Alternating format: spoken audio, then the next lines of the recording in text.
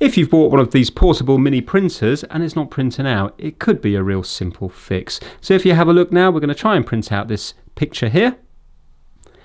And it will sound like it's printing, but nothing will come out on the paper. I'll just fast forward through this bit.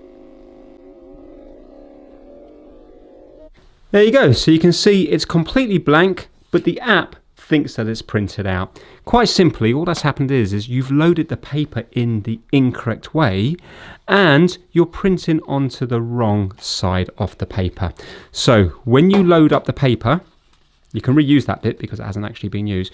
When you load up the paper, you have to make sure it goes in this way, like that.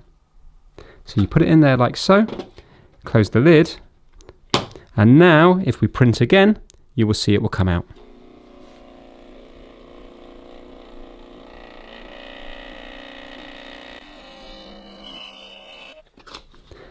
And there you go, you can see it's worked this time. So hopefully, if you're having problems printing, it could be as simple as the fact that the roll has been loaded in the wrong way.